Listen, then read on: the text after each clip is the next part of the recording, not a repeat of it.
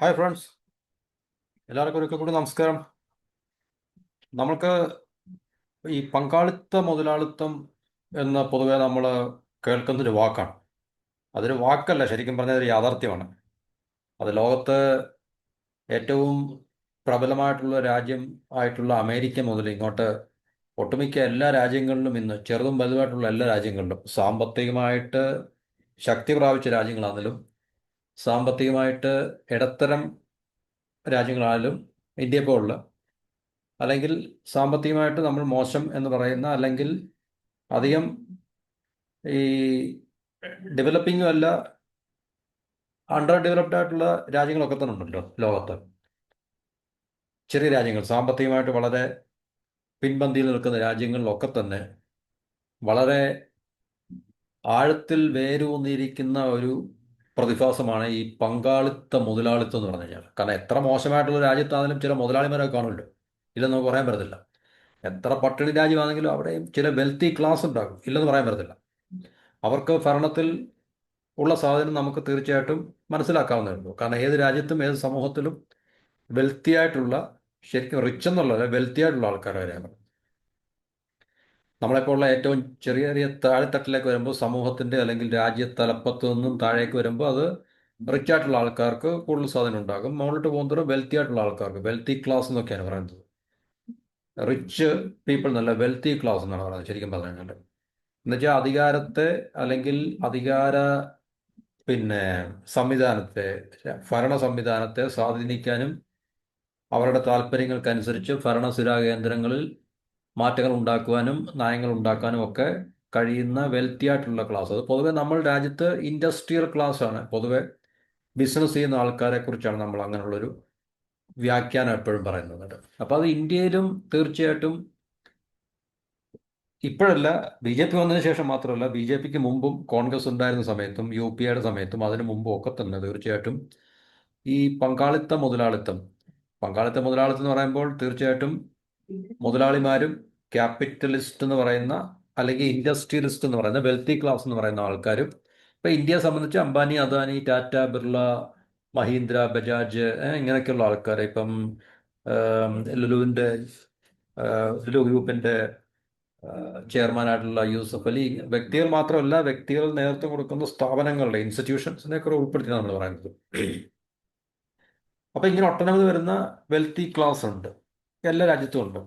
അപ്പൊ ഇന്ത്യയെ പോലുള്ള രാജ്യത്ത് ഇത്രയാണെങ്കിൽ, അമേരിക്ക, ചൈന ഇതുപോലുള്ള ഒത്തിരി സാമ്പത്തികമായി മുൻപന്തി നിൽക്കുന്ന രാജ്യത്തെ വെൽത്തി ക്ലാസിന്റെ പിന്നെ എന്താണ് പറയുന്നത്, അവരുടെ ആ ഒരു പവർ. ഇപ്പൊ നമുക്കറിയാം, അമേരിക്കയെ സംബന്ധിച്ച് പറയുമ്പം ഗ്ലോബൽ കോർപ്പറേഷൻസിന്റെ എല്ലാ ഹെഡ് ക്വാർട്ടേഴ്സാണ് അമേരിക്ക. നമുക്കറിയാവുന്നതും അറിയാത്തതായിട്ടുള്ള ഒത്തിരി കോർപ്പറേഷൻസ്, അറിയാവുന്ന കമ്പനികളൊക്കെയാണ് ഇപ്പോൾ Pepsi, Coca Cola, Boeing, Facebook, Google, പിന്നെ നൈക്കി, അഡിഡാസ്, അല്ലെങ്കിൽ ഫോർഡ്, അല്ലേ? ഇങ്ങനെ ഒട്ടനവധി നമുക്കറിയാവുന്ന പല മേഖലകളിലുള്ള വ്യത്യസ്തമായിട്ടുള്ള ഇൻഡസ്ട്രിയൽ സെക്ടറിലുള്ള ഗ്ലോബൽ കോർപ്പറേഷൻസ് തന്നെ. ജനറൽ ഇലക്ട്രിക്കൽസ്, ജനറൽ മോട്ടോഴ്സ്, പിന്നെ pharmaceutical companies, media companies, Amazon, ഇല്ലേ? ഇങ്ങനെ ഗ്ലോബൽ കോർപ്പറേഷൻസിന്റെ എല്ലാം ഒരു ഈറ്റില്ലമാണ് അമേരിക്ക എന്ന് പറയുന്നത്. അപ്പോൾ ഈ global corporation, apple, Microsoft, Linux, ഇങ്ങനെ വ്യത്യസ്തമായിട്ടുള്ള ഇല്ല technology companies, pharmaceutical companies, automobile companies, banking corporations, bank of America, city bank, അങ്ങനെ പറയുന്ന ഗോൾഡ്മാൻ സാക്സ്, പിന്നെ മീഡിയ കമ്പനീസ്, ഇല്ലേ? Washington post, New York times, CNN, Bloomberg എന്നൊക്കെ പറയുന്ന വ്യത്യസ്തമായിട്ടുള്ള. അപ്പോൾ ഇവർക്കൊക്കെ അവിടുത്തെ ഗവൺമെൻറ് അഡ്മിനിസ്ട്രേഷൻ, ഭരണകൂടത്തിൻ്റെ മുകളിലുള്ള സ്വാധീനം എന്തായിരിക്കും? അവർക്ക് ലോകത്തിലെ നമ്മളെപ്പോലുള്ള രാജ്യങ്ങളുടെ ഗവൺമെൻറ്റുകളുടെ മുകളിൽ ഏതെല്ലാം തരത്തിലുള്ള സ്വാധീനങ്ങൾ ചെലുത്താൻ സാധിക്കും എന്നുള്ളത് നമുക്ക് തീർച്ചയായിട്ടും ഒരു സാധാരണക്കാരെന്ന രീതിയിൽ നമുക്ക് ഊഹിക്കാൻ പോലും പറ്റതാണ്. ഓക്കെ, അപ്പോൾ ഇന്ത്യയിൽ ഈ പറഞ്ഞ പങ്കാളിത്ത മുതലാളിത്തം വളരെ ശക്തമായിട്ട് വേരൂന്നിയിട്ടുണ്ട് എന്നുള്ളതിൻ്റെ തെളിവ് ആണ് നമ്മൾ ഈ വീഡിയോയിലെ ടോപ്പിക്കായിട്ട് നമ്മൾ പറയുന്നത്. അതായത് 2024 കഴിഞ്ഞ ലോക്സഭ ഇലക്ഷൻ നടന്നത്. ഈ കഴിഞ്ഞ ലോക്സഭാ ഇലക്ഷൻ നടക്കുന്നതിന് മുമ്പ് 2023-24 കാലഘട്ടത്തിൽ BJPക്ക് ഏറ്റവും കൂടുതൽ ഒഫീഷ്യലായിട്ട് ഡിക്ലെയർ ചെയ്യപ്പെട്ട രീതിയിലാണ് കേട്ടോ ഏറ്റവും കൂടുതൽ ഫണ്ട് കൊടുത്തത്, അതായത് ഇലക്ട്രൽ ട്രസ്റ്റ് വഴി ഏറ്റവും കൂടുതൽ ഫണ്ടിങ് എടുത്തത് ടാറ്റ ഗ്രൂപ്പ് ആണെന്നാണ് പറയുന്നത്. 758 കോടി രൂപയുടെ ഫണ്ടിങ് ആണ് ടാറ്റ ഗ്രൂപ്പ് ഈ BJPക്ക്. അതായത് 2023-24 BJPയുടെ ഏറ്റവും വലിയ ലാർജസ്റ്റ് ഡോണർ ടാറ്റ ഗ്രൂപ്പ് ആണെന്നാണ് ഇലക്ടറൽ ട്രസ്റ്റ് വഴി നമ്മുടെ ഇലക്ഷൻ കമ്മീഷന്റെ ഫോർമലായിട്ടുള്ള റിപ്പോർട്ടാണ്. ഇത് കറക്റ്റ് ആകാൻ സാധ്യതയില്ല, കാരണം അദാനി അംബാനിയൊക്കെ അല്ലെങ്കിൽ അവരൊക്കെ ബിഹൈൻഡ് ദ കർട്ടൻ ഇല്ലേ, കർട്ടന് പുറകിൽ കൂടെ അല്ലെങ്കിൽ അണ്ടർ ദ ടേബിൾ എത്ര എത്ര കോടി എത്രായിരം കോടികൾ കൊടുത്തിട്ടുണ്ടാകാം എന്നുള്ളത് നമുക്ക് ഊഹിക്കാവുന്നേ ഉള്ളൂ. കാരണം ഈ 758 കോടി രൂപ ടാറ്റ കൊടുത്തു, അല്ലെങ്കിൽ ഏറ്റവും കൂടുതൽ ഏറ്റവും വലിയ ഡോണർ ടാറ്റ ആണെങ്കിൽ അംബാനി അതിനൊക്കെ ഇതിനേക്കാൾ താഴെ കൊടുത്തിട്ടുള്ളെങ്കിൽ തീർച്ചയായിട്ടും ഇത്രയും കോടി രൂപ വെച്ചൊന്നും അവർക്ക് നാഷണൽ ഇലക്ഷനെ ഇന്ത്യയിൽ മൊത്തം അവർക്ക് ഫൈറ്റ് ചെയ്യാനോ അല്ലയോ അവർക്ക് ഇത്രയും വലിയ വിജയം ഉണ്ടാക്കിയെടുക്കാനോ സാധിക്കത്തില്ല എന്ന് നമുക്ക് സിമ്പിളായിട്ട് നമുക്ക് മനസ്സിലാക്കാൻ പറ്റും. ഓക്കെ, എന്നിരുന്നാലും തന്നെ നമുക്ക് ഈ റിപ്പോർട്ടിൻ്റെ അടിസ്ഥാനത്തിൽ നമുക്ക് ഇത് മനസ്സിലാക്കാൻ പറ്റും. ടാറ്റ ഗ്രൂപ്പാണ് 23-24 കാലഘട്ടത്തിൽ BJPക്ക് ഏറ്റവും കൂടുതൽ ഫണ്ട് കൊടുത്തത് എന്നാണ് പറയുന്നത്. അത് ഇലക്ട്രൽ ട്രസ്റ്റ് വഴിയാണ്. അപ്പം അത് എൻ്റെ ഇതിപ്പോൾ പറയാനുള്ള കാരണം എന്നുള്ളത് 2024 ഫെബ്രുവരി 29 മോഡിയുടെ ക്യാബിനറ്റ്, അതായത് ഇലക്ഷന് മുമ്പുള്ള ക്യാബിനറ്റ്, ഇലക്ഷന് മുമ്പുള്ള ഗവൺമെൻറ് പറഞ്ഞ ഒരു, അതായത് ഇന്ത്യയിലെ 3 സെമി കണ്ടക്ടർ യൂണിറ്റ് തുടങ്ങാൻ വേണ്ടി ഉള്ള ക്യാബിനറ്റ് തീരുമാനമെടുത്തത്. അപ്പോൾ ഈ സെമി കണ്ടക്ടർ യൂണിറ്റ് 3 തുടങ്ങുന്നത്, ഒന്ന് ഗുജറാത്തിൽ, അത് ടാറ്റ ഇലക്ട്രോണിക്സ് പ്രൈവറ്റ് ലിമിറ്റഡ്, അത് തായ്വാൻ്റെ പവർ ചിപ്പ് എന്ന് പറഞ്ഞൊരു കമ്പനിയായിട്ട് പാർട്ണർഷിപ്പിൽ, അതുപോലെ തന്നെ ATMB assembly testing marking and packaging facility, അത് മോറിഗാവോ ആസാമിൽ, അത് Tata semi conductor assembly and test private limited. ഇങ്ങനെ 2 യൂണിറ്റ് ഗുജറാത്തിലും 1 ആസാമിലും പിന്നെ 1 തമിഴ്നാട്ടിലാണ് തോന്നുന്നു ഒരു യൂണിറ്റ്. അപ്പോൾ ഇത് 3 തുടങ്ങാൻ വേണ്ടി മോദി ഗവൺമെൻറ് അതിനുവേണ്ടി എന്താണ് പറയുന്നത്, ഈ പറഞ്ഞ ഒരു തീരുമാനമെടുത്തിരുന്നു. ഏകദേശം സെമികോൺ ഇന്ത്യ പ്രോഗ്രാം എന്ന് പറഞ്ഞൊരു സ്കീമൊക്കെ ഏർപ്പെടുത്തിയിട്ട് അതിനകത്തിൽ 76,000 കോടി രൂപ ഇതിനു വേണ്ടി വക മാറ്റിയിട്ടുണ്ടായിരുന്നു. അപ്പോൾ ഇതിൻ്റെ പ്രത്യേകത എന്ന് പറഞ്ഞു കഴിഞ്ഞാൽ, ഈ സെമി കണ്ടക്ടർ യൂണിറ്റ് തുടങ്ങാൻ വരുന്ന കമ്പനിയുടെ ഇനിഷ്യൽ എസ്റ്റാബ്ലിഷ്മെൻറ്റ് കോസ്റ്റിൻ്റെ പകുതി ഗവൺമെൻറ് അണ്ടർ റൈറ്റ് ചെയ്യും. അപ്പം അങ്ങനെ ഈ കമ്പനികൾക്ക് അത് സബ്സിഡി ആയിട്ട് ലഭിക്കും എന്നുണ്ടായിരുന്നു. അപ്പോൾ ഇത് 2 സെമി കണ്ടക്ടർ യൂണിറ്റ്, ഒന്ന് ഗുജറാത്തിൽ തുടങ്ങാനുള്ളത്, ആസാമിൽ തുടങ്ങാനുള്ളത് ടാറ്റയ്ക്ക് അനുവദിച്ചു. അങ്ങനെ ടാറ്റയ്ക്ക് ഏകദേശം 44,203 കോടി രൂപയുടെ പിന്നെ സബ്സ്റ്റാൻഷ്യൽ ഗവൺമെൻറ് സബ്സ്റ്റാൻഷ്യൽ എന്ന് പറഞ്ഞാൽ വളരെ അധികം, ഇത്രയും കോടി രൂപയുടെ സബ്സിഡി ലഭിക്കുക എന്ന് പറഞ്ഞു കഴിഞ്ഞാൽ അത് നിസ്സാര കാര്യമൊന്നുമില്ല.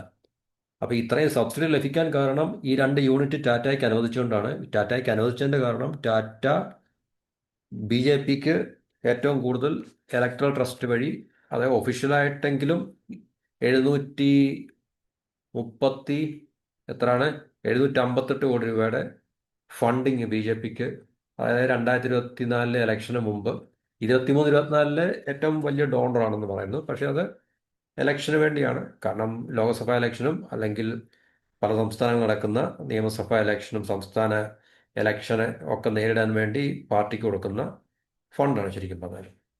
അപ്പോൾ ഈ ഗുജറാത്തും ആസാമും BJP ഭരിക്കുന്ന 2 സംസ്ഥാനങ്ങളാണ്. അതുകൊണ്ട് തീർച്ചയായിട്ടും ഈ 2 സംസ്ഥാനങ്ങളിലും നമുക്ക് തദ്ദേശീയമായിട്ട് ഈ ചിപ്പിൻ്റെ സെമി കണ്ടക്ടർ പ്രൊഡ്യൂസ് ചെയ്യാൻ വേണ്ടി, അതായത് ഓട്ടോമോട്ടീവ് അല്ലെങ്കിൽ ടെലികമ്മ്യൂണിക്കേഷൻ സെക്ടറിന് വേണ്ടി ഈ സെമി കണ്ടക്ടർ ചിപ്സുകൾ മാനുഫാക്ചർ ചെയ്യാൻ വേണ്ടിയുള്ള യൂണിറ്റ് തുടങ്ങുക എന്നുള്ള പദ്ധതിയുടെ അടിസ്ഥാനത്തിലായിരുന്നു ഈ പറഞ്ഞ എന്താ പറയുന്നത് 2 യൂണിറ്റുകൾ ടാറ്റ ഗ്രൂപ്പ്, ഒന്ന് തായ്വാനിലെ ഒരു കമ്പനിയുമായിട്ടും പിന്നെ ടാറ്റ ഗ്രൂപ്പ് സ്വന്തമായിട്ടും തുടങ്ങിയിരുന്നത്. അപ്പോൾ അതിനുള്ള അനുമതി കേന്ദ്ര സർക്കാർ ടാറ്റ ഗ്രൂപ്പിന് കൊടുത്തു എന്നാണ് പറയുന്നത്. അപ്പോൾ ഇത് സ്ക്രോൾ എന്ന് പറഞ്ഞൊരു മാഗസിനാണ് അല്ലെങ്കിൽ ഓൺലൈൻ പോർട്ടലാണ് ഇത് പുറത്തു കൊണ്ടുവന്നത്. അപ്പോൾ ഇത് ഈ 44,203 കോടി രൂപയുടെ സബ്സിഡി ടാറ്റയ്ക്ക് ലഭിക്കുക, അതിൽ നിന്ന് അതിൻ്റെ പകുതി പോലും ഇല്ല BJP കൊടുത്ത ഈ ഫണ്ട്, അല്ലെങ്കിൽ എന്താണ് പറയുന്നത് അവർ ശരിക്കും കൊടുത്ത ഡൊണേഷൻ എന്ന് പറഞ്ഞു കഴിഞ്ഞാൽ ഏകദേശം 758 കോടി രൂപയുടെ donation Tata group electoral trust വഴി. അപ്പോൾ പാർട്ടിക്ക് കിട്ടുന്ന BJPക്ക് കിട്ടുന്ന ഏറ്റവും വലിയ ഫണ്ടിങ് ടാറ്റയിൽ നിന്നാണെന്നാണ് പറയുന്നത്. അത് പക്ഷേ നമുക്ക് വിശ്വസിക്കാൻ തരമില്ല. ഒഫീഷ്യലായിട്ട് അങ്ങനെയാണ്, കാരണം അക്കോർഡിംഗ് ടു ഇലക്ഷൻ കമ്മീഷനാണ്. ഇലക്ഷൻ കമ്മീഷന്റെ വെളിപ്പെടുത്തലനുസരിച്ചാണ്. അപ്പോൾ ഒഫീഷ്യലായിട്ടുള്ളതാണ്. അപ്പോൾ അൺഒഫീഷ്യലായിട്ട് എത്രായിരം കോടികൾ മറ്റ് ഈ പറഞ്ഞ മേജർ കോർപ്പറേറ്റ് സ്ഥാപനങ്ങളിൽ നിന്നും ലഭിച്ചിട്ടുണ്ടായിരിക്കാൻ നമുക്ക് ഊഹിക്കാവുന്നതുണ്ട്. അപ്പൊ ഈ പൊളിറ്റിക്കൽ ഫണ്ടിങ്ങിനൊക്കെ ഇപ്പോൾ സ്ക്രൂട്ടണിയൊക്കെ വളരെ കൂടുതലാണ്. അപ്പൊ ഇത് ശരിക്കും പറഞ്ഞു കഴിഞ്ഞാൽ ഇതിന്റെ ടൈമിങ് എന്ന് പറഞ്ഞാൽ ടാറ്റയ്ക്ക് വേണ്ടി സെമി കണ്ടക്ടർ പ്രോജക്ട്സ് അനുവദിച്ചു കൊടുക്കുന്നതിന് അവിടെ അനുബന്ധിച്ചാണ്, അല്ലെങ്കിൽ അതിന് തൊട്ടടുത്ത് തന്നെയാണ് ഈ പറഞ്ഞ ഈ ഡൊണേഷന്റെ വിഷയം വരുന്നത്. അപ്പൊ ഈ പൊതുവെയുള്ള ക്രിറ്റിക്സ് പറയുന്നത് ടാറ്റയ്ക്ക് ഈ 2 സെമി കണ്ടക്ടർ യൂണിറ്റ് അനുവദിച്ചു കൊടുത്തതിന്റെ ഫലമായിട്ടാണ്, അല്ലെങ്കിൽ അനുവദിച്ചു കൊടുക്കാൻ വേണ്ടിയാണ് ഇത്രയും വലിയ ഫണ്ടിങ് നടത്തിയതെന്നാണ് പറയുന്നത്.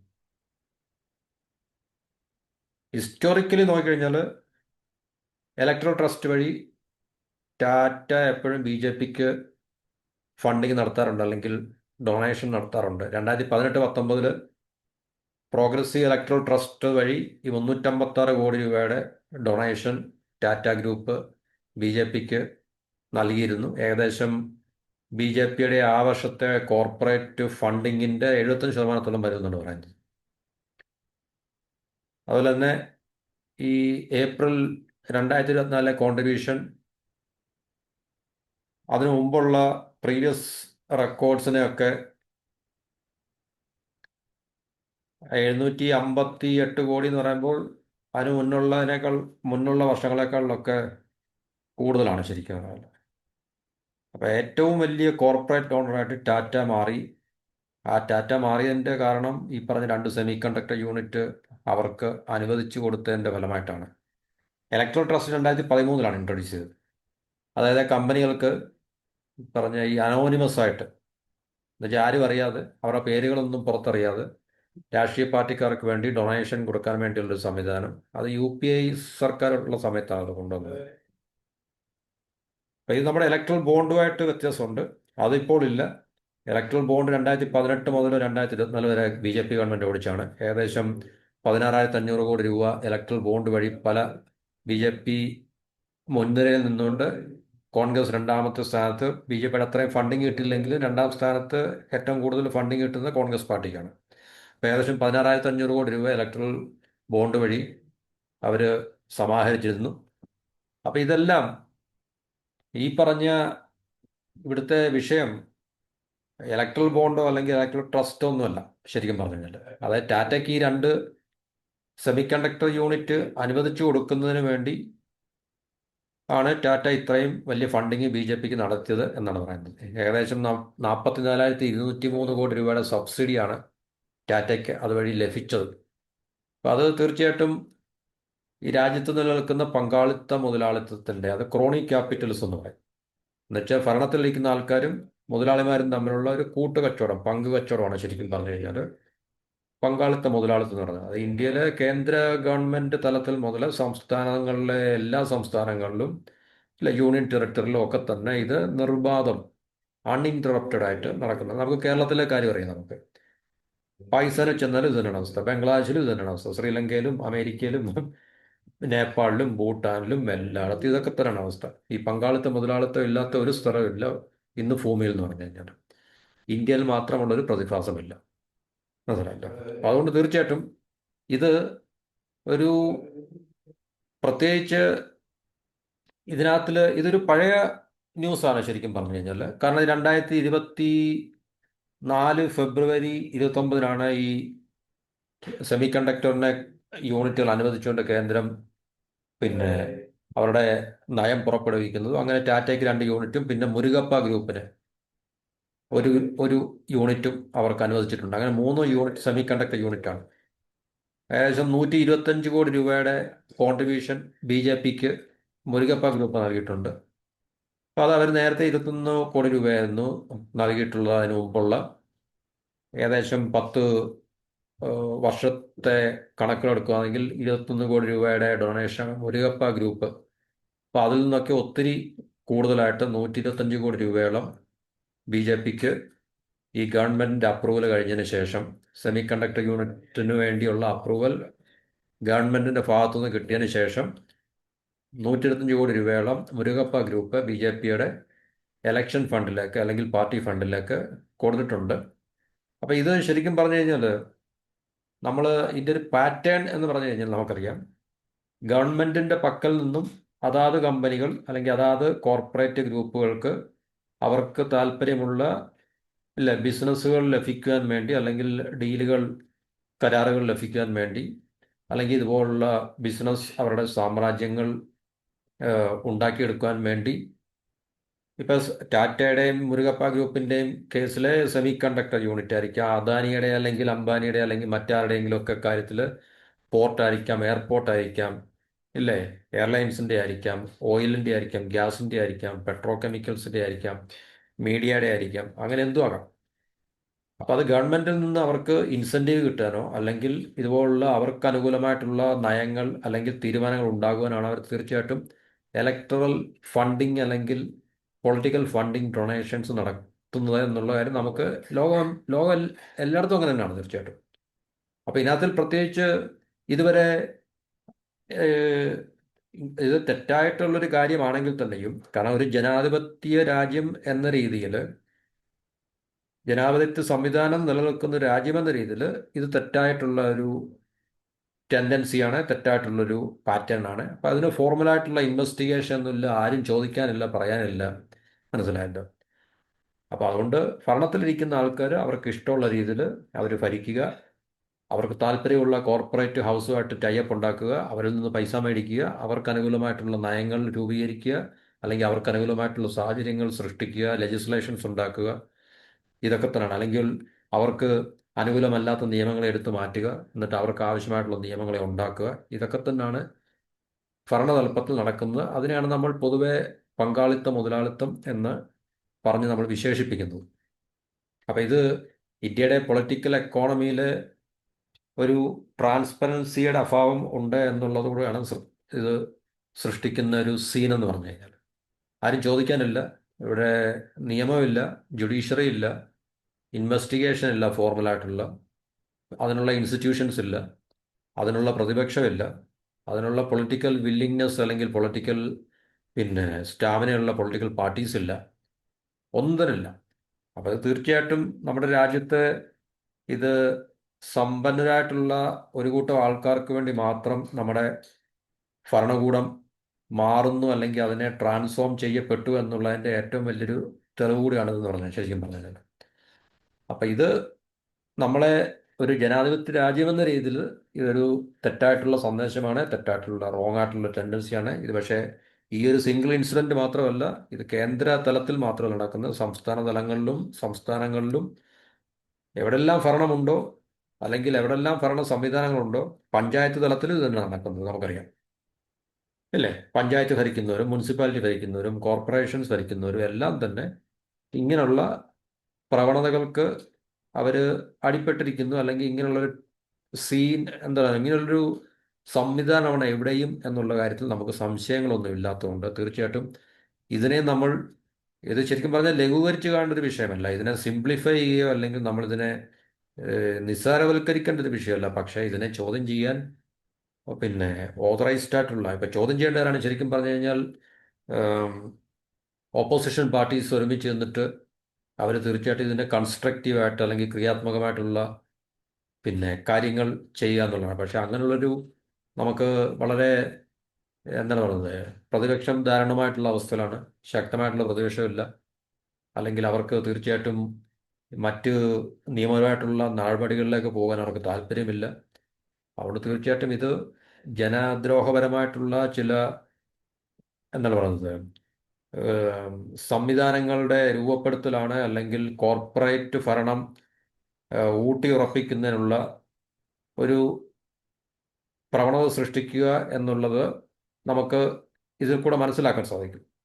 സമ്പന്നർക്ക് മാത്രം, സമ്പന്നർ എന്ന് പറഞ്ഞാൽ ശരിക്കും വ്യവസായികളായിട്ടുള്ള സമ്പന്നർ, വെൽത്തി ക്ലാസ്, അവരാണ് ശരിക്കും എന്താണ് ചക്രം ശരിക്കും അവരുടെ കൈകളിലാണ്. അവർ പറയുന്നത് അനുസരിച്ചാണ് ഭരണകൂടങ്ങൾ എന്താണ് പറയുന്നത്, ഈ പറഞ്ഞ തിരിയുകയും തിരിക്കുകയും ഒക്കെ ചെയ്യുന്നത്.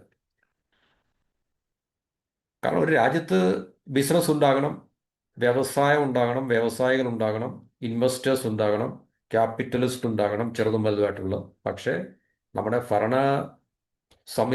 ഭരണകൂടത്തെ വിഴുങ്ങുന്ന രീതിയിൽ ഇതിനെ ആക്കി തീർക്കുകയും അല്ലെങ്കിൽ മാറ്റിയെടുക്കുകയും ചെയ്തു കഴിഞ്ഞാൽ തീർച്ചയായിട്ടും ജനങ്ങളുടെ ജനങ്ങളുടെ ലെജിറ്റിമേറ്റ് ആയിട്ടുള്ള ആവശ്യങ്ങൾ പിന്നെ അഡ്രസ്സ് ചെയ്യാനും, അല്ലെങ്കിൽ ജനങ്ങൾക്ക് കൂടി അവകാശമുള്ള സ്വത്തും വിഭവങ്ങളും ഒരു കൂട്ടം ആൾക്കാർ, വളരെ വിരലിലുണ്ടാവുന്ന ഒരു കൂട്ടം ആൾക്കാർ കൈവശപ്പെടുത്തുന്ന ഒരു കാഴ്ച നമുക്ക് ഇന്ത്യയിൽ മാത്രമല്ല, ലോകത്തെല്ലാ രാജ്യങ്ങളിലും ഇതൊക്കെ തന്നെയാണ് സംഭവിക്കുന്നത്. പക്ഷേ നമുക്ക് ലോകരാജ്യങ്ങളെക്കുറിച്ച് കൺസേൺഡ് ആവശ്യമില്ല, നമുക്ക് നമ്മുടെ രാജ്യത്തെക്കുറിച്ച് കൺസേൺഡ് ആയാൽ മതി. അപ്പം ഇങ്ങനൊരു വിഷയം തീർച്ചയായിട്ടും ഇതിപ്പം ഒരു വിഷയമാണ്. ഇതുപോലുള്ള ഒത്തിരി വിഷയങ്ങളുണ്ട്. ഇത് പുറത്തു വന്നാൽ മാത്രമേ നമുക്കറിയാൻ സാധിക്കത്തുള്ളൂ. അപ്പോൾ തീർച്ചയായിട്ടും ഇത് ശരിക്കും പറഞ്ഞാൽ ക്രിട്ടിക്കലായിട്ടുള്ളൊരു വിഷയം തന്നെയാണ്. അപ്പം ഇത് നമ്മളുടെ ക്രോണിക് ക്യാപിറ്റലിസം ഇന്ത്യയെ ഗ്രസിച്ചിരിക്കുന്നു, അല്ലെങ്കിൽ ഇന്ത്യയിൽ അത് എന്താണ് പറയുന്നത്, പൂന്ത് വിളയാടുന്നു എന്നുള്ളതിൻ്റെ ഏറ്റവും ഒരു പ്രകടമായിട്ടുള്ള, ഏറ്റവും ക്രിസ്റ്റൽ ക്ലിയർ ആയിട്ടുള്ള ഒരു എക്സാമ്പിളാണ്, ദൃഷ്ടാന്തമാണ് ഇതെന്ന് പറഞ്ഞുകൊണ്ട് ഈ ടോപ്പിക്ക് ഇവിടെ അവസാനിപ്പിക്കുന്നു. അടുത്ത ടോപ്പിക്കുമായിട്ട് അടുത്ത വീഡിയോയിൽ.